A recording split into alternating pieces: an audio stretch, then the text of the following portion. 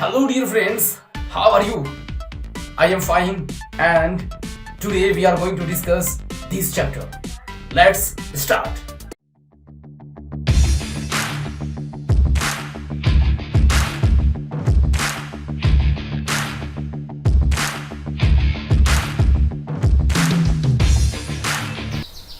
Hello दोस्तों, तो कैसे हैं आप सभी लोग। मैं अजहर आपका अपने YouTube channel A1 study centre में एक नई वीडियो के साथ स्वागत करता हूं।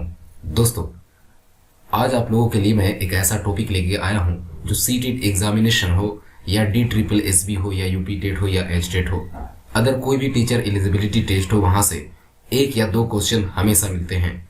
ये वीडियो ज़्यादा लंबा नहीं होने वाला है, मात्र 10 या 15 मिनट का होगा। दोस्तों, इस वीडियो से आप अपने एग्जामिनेशन में एक या दो क्वेश्चन पक्का ले पाओगे।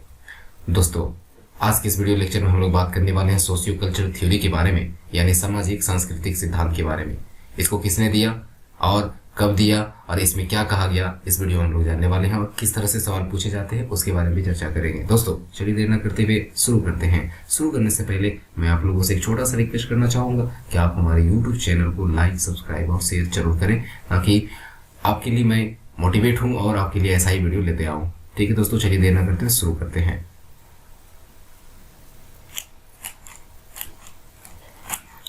दोस्तों, सबसे पहले हम लोग बात करेंगे कि सोशियो कल्चरल डेवलपमेंट जो थ्योरी है वो किसने दिया।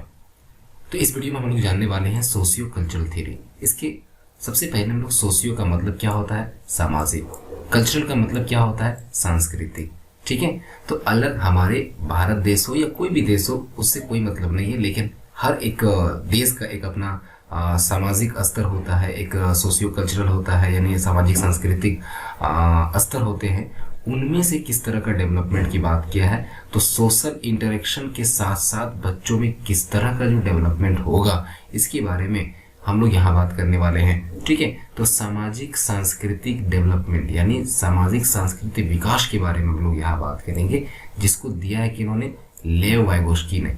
लेव वाइगोस्की का पूरा नाम क्या था, तो सबसे पहले लेव वाइगोस्की का नाम जानेंगे, लेव सिमोनोविच वाइगोस्की। लेव सिमोनोविच वाइगोस्की। ठीक है दोस्तों, ये कहाँ से थे, रशियन थे। ये कौन थे, रशियन थे, यानी इसका जन्म रसिया में हुआ था। और हाँ, ये साइकोलॉजिस्ट के साथ साथ ये कंस्ट्रक्टिविस्ट भी थे, यानी संरचनावाद भी थे।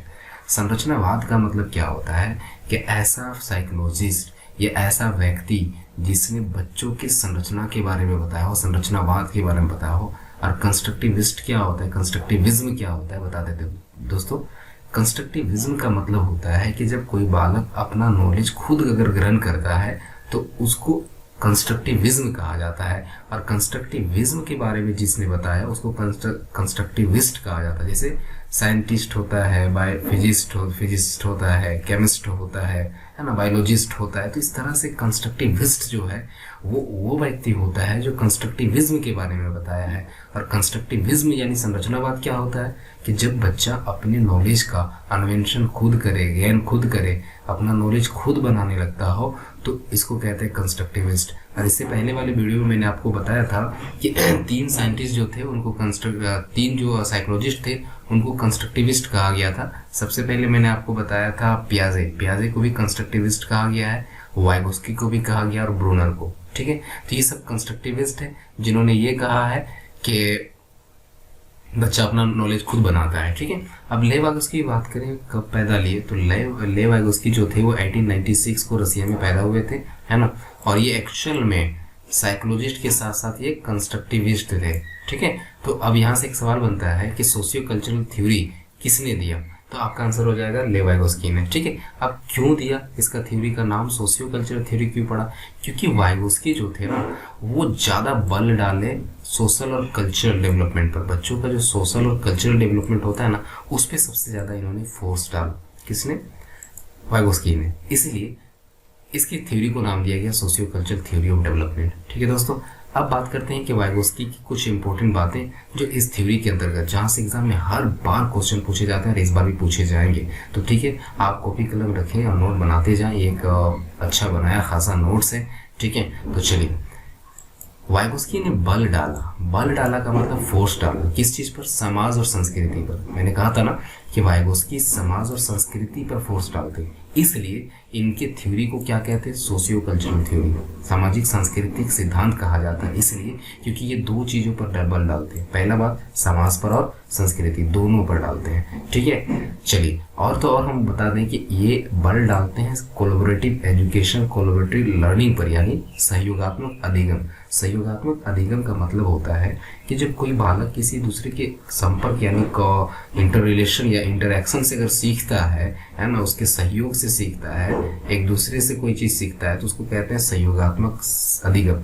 और सहयोगात्मक अगर अधिगम को बढ़ावा देना है ना, तो आप बच्चों को ना प्रोजेक्ट वर्क कराए, ग्रुप में बांट दे, और ग्रुप में बांटने के बाद प्रोजेक्ट वर्क उन लोग से करवाए, तो देखिएगा कि बच्चे एक दूसरे को मदद करेंगे और एक दूसरे से कुछ ना कुछ सीखेंगे। तो इसको कहते हैं सहयोगात्मक अधिगम कहा जाता है। तो सहयोगात्मक अधिगम को बल किसने डाला, लेव वाइगोस्की ने। ठीक है, तो वाइगोस्की ने सहयोगात्मक अधिगम पर बल डाला, समाज और संस्कृति पर बल डाला, इसलिए इनकी थ्योरी को क्या कहते हैं, सोशियो कल्चरल थ्योरी कहा जाता है। ठीक है दोस्तों, अब हम बात करते हैं कि ये और एक चीज को भूमिका को स्वीकारते हैं। ठीक है, जो पियाजे नहीं स्वीकारते हैं। इनका कहना है कि अगर बच्चे का जो सोशियो कल्चर डेवलपमेंट है उसे कहीं ना कहीं टीचर और एडल्ट, ठीक है, वयस्कों और शिक्षकों का बहुत बड़ा हाथ होता है। ठीक है, तो इनके रोल को ये स्वीकारते हैं, एक्सेप्ट करते हैं। इसके साथ साथ मैं बता दूं कि ये इम्पोर्टेंस देते हैं, यानी ये महत्व देते हैं किन चीजों को अपनी थ्योरी में, सामाजिक कारक को, यानी सोशल जो फैक्टर्स है, लैंग्वेज जो है। और हाँ, आपको बता दें कि इनका कहना है कि लैंग्वेज के बिना बच्चा सोच अधिगम कर सकता है, लर्निंग थिंकिंग कर सकता है, सोच सकता है। लेकिन पियाजे का कहना है कि बच्चे को करने के लिए उसको थिंकिंग की जरूरत होती है, सोचने की जरूरत पड़ती है। तो इस तरह से अब बात करते हैं हम लोग यहाँ पर, चलिए अब बात करते हैं हम लोग कि इन्होंने बल किस पे डाला। सबसे पहले इन्होंने इंपॉर्टेंस दिया किसको, सामाजिक कारक और भाषा को, है ना। और इन्होंने सबसे महत्वपूर्ण बात, खेल को भी इन्होंने महत्वपूर्ण माना, बहुत इंपॉर्टेंट माना। बच्चे का अगर सामाजिक और सांस्कृतिक अगर विकास करना हो, और यहाँ पर देखिएगा ये हमेशा इंटरेक्शन की बात करेंगे। वाइगोस्की जो होंगे ना, ये हमेशा सोशल इंटरेक्शन की बात करेंगे, यानी एक ऐसा जहाँ पर एक या दो आदमियों से या एक या दो से अधिक लोगों के बीच में इंटरेक्शन आने से वो कुछ ना कुछ सीखता हो, है ना, उसका डेवलपमेंट होता। तो देखिए खेल की बात कर रहे हैं, तो क्या खेल एक अकेला आदमी नहीं खेल सकता है ना। जैसे कि ऐसे खेल की यहाँ बात की जा रही है जहाँ पर जैसे कबड्डी हो गया, फुटबॉल हो गया, क्रिकेट हो गया, है ना, खो खो हो गया, इस तरह जो खेल है जहाँ पर लोगों की संख्या ज़्यादा होती है, तो जब वहाँ बालक खेलेगा ना, तो वो उन लोगों के साथ, उनके बिहेवियर के साथ इंटरैक्ट करेगा, और उसके साथ साथ वो अपने बिहेवियर में कंट्रोल करना सीखेगा, किस तरह से सहयोग करना है कि नहीं। तो इस तरह का सहयोगात्मक डेवलपमेंट होता है खेल से। ठीक है, उसके साथ समायोजन, समायोजन मैंने इससे पहले पढ़ाया था कि समायोजन का मतलब होता है एकोमोडेशन। ओके, इसके लिए लर्निंग नेसेसरी है। इनका कहना है कि अगर बच्चे में समायोजन करना है तो इसके लिए लर्निंग यानी अधिगम बहुत जरूरी है। अधिगम किसको कहते हैं दोस्तों, बहुत वीडियो है, इससे पहले आप मेरे प्लेलिस्ट में जाकर, सीटेट के प्लेलिस्ट में जाकर आप सब वीडियो को देखें, आपका एक भी क्वेश्चन नहीं छूटने वाला है सीटेट में। ठीक ना, कोई भी टीचिंग एलिजिबिलिटी टेस्ट हो, आपका सब क्वेश्चन आ जाएगा। ठीक है, तो देखिए मैं बता रहा हूँ कि लर्निंग क्या होता है कि जब किसी बच्चे में परमानेंट रिलेटिव चेंज होता है ना, रिलेटिवली परमानेंट चेंज होता है, तो उसको हम लोग लर्निंग कहते हैं। ठीक है, और लर्निंग जरूरी होता है किसके लिए, समायोजन के लिए। समायोजन का मतलब क्या होता है, एकोमोडेशन का मतलब कि जब बच्चा कोई नई सिचुएशन पर आता है, जब उसके सामने कोई नई सिचुएशन, नई समस्या आती है, तो बच्चा पहले से ऐसे सिचुएशन से अगर वो जूझा है ना, तो उस सिचुएशन से जो लर्निंग किया, जो ज्ञान लिया उन्होंने, जो अनुभव उसका है, वो अनुभव यहाँ पर लगाने का कोशिश करेगा। और लगाने से अगर सफल हो जाता है तो बोलेगा नहीं, पहले जो मेरे पास ऐसे सिचुएशन के लिए तरीका था ना, वो गलत है, तो उस तरीके को बदल के ये क्या कर लेगा, यहाँ पर चेंज कर लेगा। तो इसको कहते हैं समायोजन। ठीक है, अब बात करते हैं, इन्होंने कहा है कि थिंकिंग जरूरी है ना, थिंकिंग जरूरी है बच्चे के लैंग्वेज डेवलपमेंट के लिए, है ना। तो कहता है कि वाइगोस्की का कहना है कि थिंकिंग का माध्यम यानी सोचने का माध्यम बच्चे में क्या होता है, प्राइवेट स्पीच, इनर स्पीच। बताएंगे आपको कि प्राइवेट स्पीच क्या होता है और इनर स्पीच क्या होता है। तो पहले यहाँ पर बात जानो कि बच्चे को सोचने की जो माध्यम है ना, बच्चे की जो सोचने की माध्यम है, उसको वाइगोस्की ने किसे माना है, प्राइवेट स्पीच को, है ना। अहम इसको भाषा बोलते हैं। ठीक है, अहम भाषा है, कोई दिक्कत है? स्वभाषा। अब बात करते हैं हम लोग कि इनका मानना था, किसका, वाइगोस्की का क्या मानना था कि लैंग्वेज डेवलपमेंट जो है, भाषा का जो विकास है वो इंडिपेंडेंट है टू ईच अदर थिंकिंग से, ठीक है। बिना भाषा के ज्ञान का चिंतन नॉट पॉसिबल है कि नहीं? बिना भाषा का ज्ञान का अगर चिंतन करना हो, नॉलेज का अगर अन्वेषण करना हो, सोचना हो उसके बारे में, तो आप बिना भाषा का नहीं कर सकते। ये किसका मानना था? वाइगोस्की का मानना था। लेकिन पियाजे जस्ट इसका उल्टा थे, है ना। पियाजे जस्ट उल्टा ये थे कि उनका कहना था कि बिना भाषा का बच्चा सोच सकता है, लेकिन इनका कहना है कि बिना भाषा का नहीं सोच सकता। दोनों कहीं ना कहीं सही है, लेकिन इनकी थ्योरी तो पढ़नी पड़ेगी, है कि नहीं। चलिए अब बात करते हैं हम लोग भाषा के ज्ञान का होना चाहिए, है ना।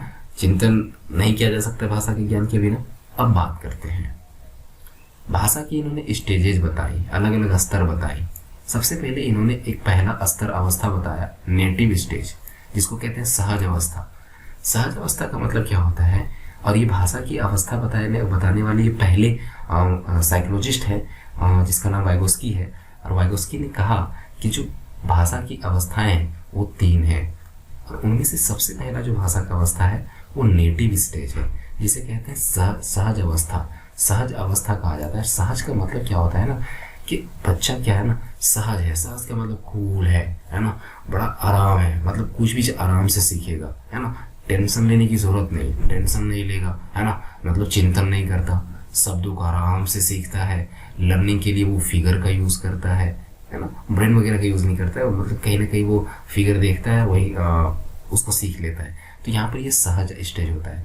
तो यहाँ पर पहला स्टेज क्या मैंने बताया, सहज अवस्था, नेटिव स्टेज। और नेटिव स्टेज क्या होता है, बड़ा एकदम रिलैक्स वाला स्टेज कहा उन्होंने भाषा सीखने की बात कर रहा हूँ मैं। तो यहाँ पर भाषा सीखने का पहला अवस्था नेटिव अवस्था में क्या था कि शब्द को आराम से सीखता है, चिंतन नहीं करता है ना। और लर्निंग के लिए ना, अधिगम के लिए वो क्या करता है, फिगर को यूज करता है। फिगर यानी चित्रों को देखता है, सीखता है, ठीक है। दूसरा है ना ईगोसेंट्रिक।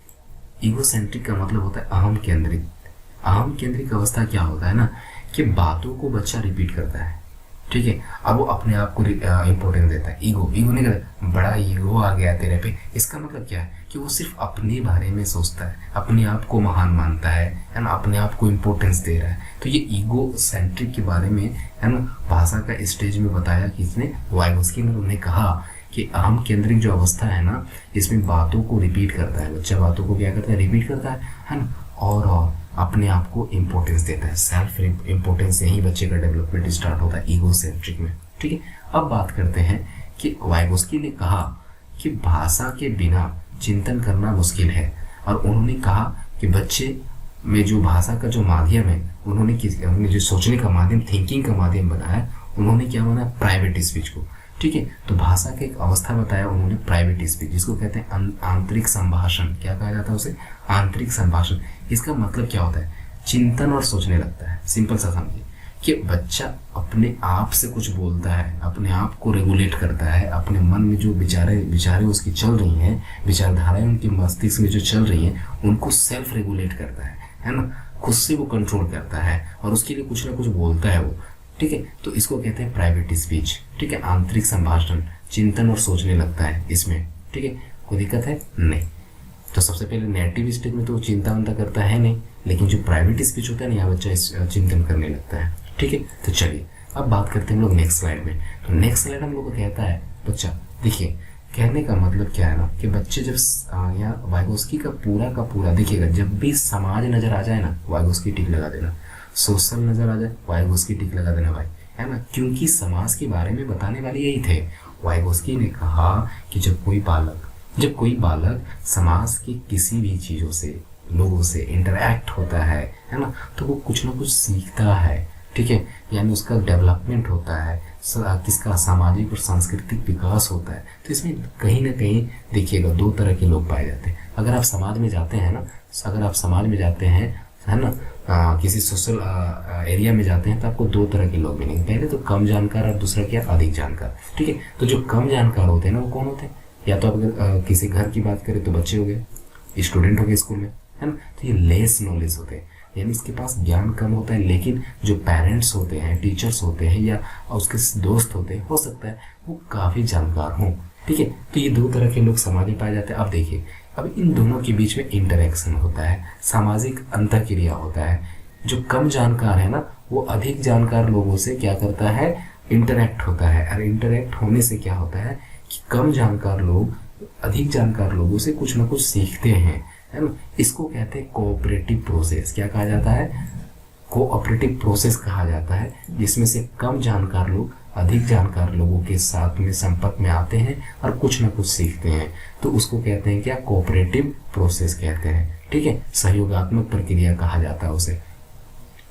ठीक है दोस्तों, अब बात करते हैं कि कोऑपरेटिव प्रोसेस क्या है। तो मैंने अभी क्या बताया कि जिसमें लेस नॉलेज और मोर नॉलेज जो होगा सोसाइटी के बीच, उन लोग के बीच में इंटरेक्शन होगा, उसी को क्या कहेंगे, कोऑपरेटिव प्रोसेस कहते हैं। अब एक बात बताइए, अगर कोई बच्चा सीख रहा है, ठीक है, एक अधिक जानकार है, कम जानकार है, तो कम जानकार किसको लेंगे हम लोग, बच्चों को लेंगे। मान लीजिए बच्चा है, वो दो तरीके से करता है, उसके पास दो तरह की काम करता है, वो दो तरीके से वो किसी काम को संपादित करता है, यानी किसी वर्क को परफॉर्म दो तरीके से करता है। पहला, वो किसी का ना हेल्प ले, है ना। दूसरी बात कहेंगे कि हेल्प ले। तो ऐसा थोड़ी ना कि बच्चों को हेल्प की ज़रूरत नहीं पड़ती है, बच्चों को हेल्प की ज़रूरत पड़ती है। और यहाँ पर वो जो बच्चों को थोड़ा सा हेल्प करना, पुश करना, इसके फोल्डिंग कहलाता है। मान लीजिए कोई बच्चा किसी मैथ की प्रॉब्लम को सॉल्व नहीं कर पा रहा है, तो आप करें उसका फॉर्मूला बता दें, और फॉर्मूला बताने के बाद आप क्या करें कि थोड़ा सा उसको मदद कर दिया, तो उसको दिमाग खुलेगा नहीं, है ना। उसके बाद आप एलसीएम का जोड़ होगा, एलसीएम का भिन्न का जोड़, भिन्न का घटा होगा, कुछ भी होगा, तो उसमें थोड़ा सा मदद कर देना, थोड़ा सा मदद कर देना, जिसको ढांचा कहते हैं, मचान कहते हैं। ठीक है, इसके फोल्डिंग कहा जाता है। यानी टेम्पररी हेल्प करना, परमानेंट हेल्प नहीं, पूरी तरह से हेल्प नहीं करना, टेम्पररी हेल्प कीजिए बच्चों को। जैसे कि आपको उन लोग को सोचने के लिए दीजिए, इन लोग को स्टोरी दे दीजिए, स्टोरी बता दीजिए, ट्रांसलेट कर दीजिए, है ना, ऑप्शन बता दीजिए, 4 ऑप्शन, किसी कोई क्वेश्चन दिए, बोले कि what is the SI unit of force, तो बच्चा बोला व्हाट सर, क्या हो सकता है, तो आपके कहिएगा 4 ऑप्शन दे, हाँ ये ऑप्शन, न्यूटन हो गया, मीटर हो गया, ये हो गया, है ना। तो इस तरह से आपने 4 ऑप्शन दे दिए, मतलब उसके पास आपने ऑप्शंस दे दिए, तो उससे बच्चे को मदद मिल जाएगी। और मदद भी मिल जाएगी, ये थोड़ा सा मदद देना, टेम्पररी जो मदद होगा उसको हम लोग कहते हैं इसके फोल्डिंग, ढांचा या मचान या पाड़ भी कहा जाता है। ठीक है, कोई दिक्कत है नहीं। देखिए दोस्तों, अब किसी बच्चे को आपने क्या किया कि मदद कर दिया, छोटी सी मदद किया, टेम्पररी मदद किया। तो अब क्या है ना कि पहले बच्चा यहाँ पर एक एरिया में मिलेगा। देखिए, पहले बच्चा बिना हेल्प का यहाँ तक काम करता था, मतलब मान लीजिए कि बिना हेल्प का, है ना, सॉल्यूशन तक नहीं जाता था, लेकिन कहीं ना कहीं सॉल्यूशन के आधे भाग तक जा रहा था। ठीक है, आपने क्या किया, उस बच्चे को थोड़ा सा मदद कर दिया, यहाँ पर इसको फोल्डिंग कर दिया, तो बच्चा एकदम फाइनल सॉल्यूशन तक चला गया। ठीक है, बच्चा कहाँ तक चला गया, फाइनल सॉल्यूशन तक। तो ये एडी जो मैंने लिखा है ना, एडी का मतलब मैंने यहाँ लिखा है, इसको कहते हैं एक्चुअल डेवलपमेंट। ठीक है, तो बच्चे का एक्चुअल जो डेवलपमेंट है ना, ये यहाँ तक है। एपी, एक्चुअल पोटेंशियल, बच्चे का काम करने का क्षमता यहाँ तक है, इस एरिया तक। ठीक है, आपने उस पर इसकी फोल्डिंग थोड़ा सा मदद किया तो वो फाइनल आंसर तक चला गया। तो एक बात बताइए, उसका जो एक्चुअल पोटेंशियल था और फाइनल पोटेंशियल, इन दोनों के बीच में थोड़ा सा तो गैप हुआ। उसका क्षमता छोड़ के जो आपने जहाँ तक मदद किया, वो उसको वाइगोस्की ने एक एरिया का नाम दिया और उसको जोन ऑफ प्रोक्सिमल डेवलपमेंट कहा। उसको उन्होंने क्या कहा, जोन ऑफ प्रोक्सिमल डेवलपमेंट। ठीक है, निकटवर्ती विकास का क्षेत्र कहा। ठीक है, देखिए यहाँ दो तरह के एक्चुअल पोटेंशियल का बताया। सबसे पहले तो उन्होंने एक्चुअल पोटेंशियल लेवल के बारे में बताया, और फिर हाई लेवल के बारे में बताया, यानी उसका एक्चुअल डेवलपमेंट यहाँ तक था, लेकिन पोटेंशियल हम लोग उसमें किया तो पोटेंशियल डेवलपमेंट यहाँ तक आ गया। ठीक है, तो एक्चुअल डेवलपमेंट और पोटेंशियल डेवलपमेंट के बीच में जो थोड़ा सा गैप आया ना, इसको कहते हैं जेपीडी, यानी ये एग्जाम में बहुत बार सवाल पूछा जा चुका है। ठीक है, तो इसको कहते हैं हम लोग निकटवर्ती विकास का क्षेत्र कहते हैं, या जेपीडी यानी जोन ऑफ प्रोक्सिमल डेवलपमेंट कहा जाता है। कभी कभी जेपीडी का फुल फॉर्म पूछ लिया जाता है ना। तो इसमें तो हिंदी अंग्रेजी की बात नहीं पूछेगा, आपको जेपीडी का फुल फॉर्म पूछ देगा, तो आपको तो याद रखना पड़ेगा ना। तो क्या होता है, जेड से होगा जॉन, पी से प्रोक्सिमल और डी से क्या हो जाएगा, डेवलपमेंट। ठीक है, तो यहाँ तक आज का क्लास था। दोस्तों आई होप आपको मेरा वीडियो अच्छा लगा होगा और आप यहाँ से प्रैक्टिस करें, ठीक है। आप क्वेश्चंस प्रैक्टिस सेट लगा कर देखें, मैं आपके लिए प्रैक्टिस सेट लाऊंगा, है ना, पूछे गए सवालों को लाऊंगा। लेकिन आज के लिए इतना ही, इजाज़त दीजिए, नमस्कार, धन्यवाद, जय हिंद।